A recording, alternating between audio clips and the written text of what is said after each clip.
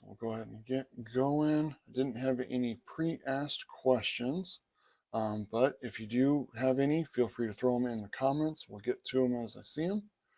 But wanted to start with um, strategies for portion control. I know a lot of people over this past weekend probably ran into issues where maybe you had a little bit more than what you really should have or intended to from the get-go. So wanted to kind of talk about that and ways to help kind of keep us in check from our inner demons, as it were, when it comes to consumption of a lot of our trigger foods or just simply foods that are chemically designed to make us want more and more and more and more of it. So, whether it be sweets, the salty, savory foods, any sort of those things, it's okay to have them from time to time, but we want to be smart about our approach with it. One of the biggest things that gets us in trouble the most, that I've seen for myself, clients that work with us, it is when we go to have those foods, we're not taking the portion that we meant and intended to have and separating it from the source. So whether it's the jar, the bag of chips, the entire basket of Easter candy, it's better to take the specific portion that you want to have and separate that, put the source container away, and then go enjoy your treat.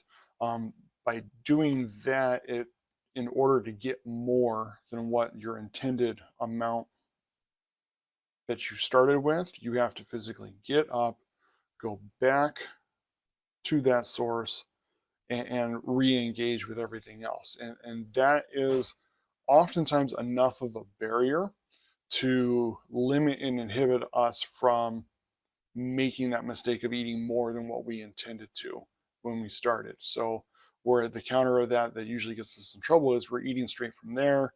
And then when we finally kind of realize, oh no, I've had far too much of what I should have had with this, then it's too late at that point. So it's always better it's okay to intend to have some. It's okay to have some from time to time, but we want to be smart about identifying what is an acceptable amount for us today, pulling that amount away from the source, putting that source away, going and enjoying your treats.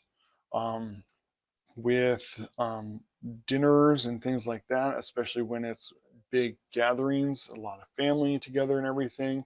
I know it's often very common to have a lot of the dishes, as in what you're serving and eating, arrayed down the table in the middle of the family that's around the table.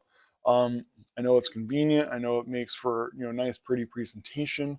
Um, but when it comes to portion control, all of it's just too easily accessible.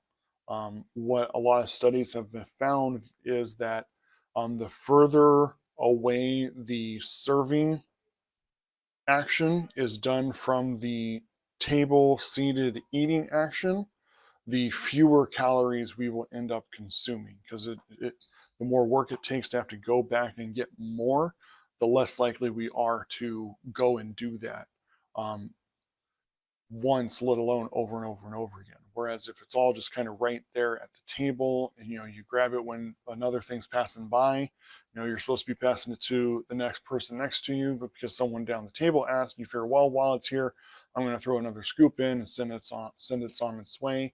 Or you're in the seat near the rolls or whatever other your favorite food might be. And it just becomes too easy to keep serving and dishing, serving and dishing.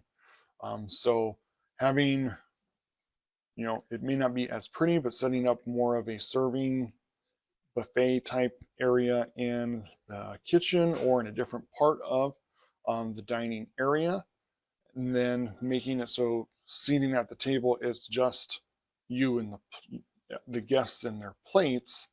Um, that can help everyone kind of keep themselves in a little bit more control that way. Those are the two biggest factors that I see, especially for a lot of the social events like Easter that just came, but there's always going to be another one. We always have reasons to get together.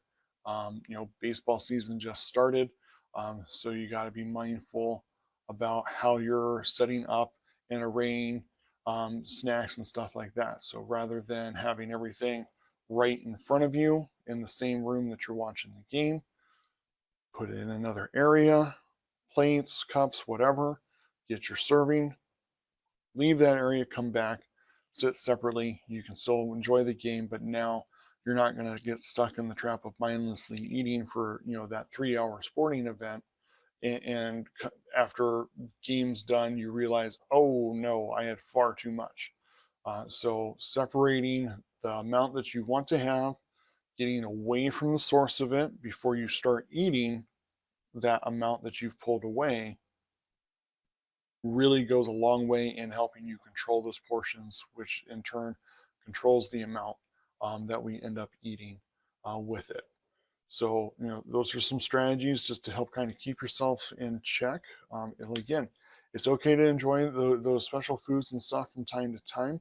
It's just a matter of going in with plans, going in with strategies to help make sure that you keep that portion controlled and you don't find yourself in caught up in the mindless eating because it was too available as you were eating it. I hope some of those strategies help as you guys go forward. If you're watching this on the replay and any other situations, events, and stuff come to mind, throw the questions in the comments. If there are any, I'll start with those next week. Again, we do this every Tuesday, 5 p.m. Arizona time. I always throw a countdown in the stories in case you're not sure what the time change difference is.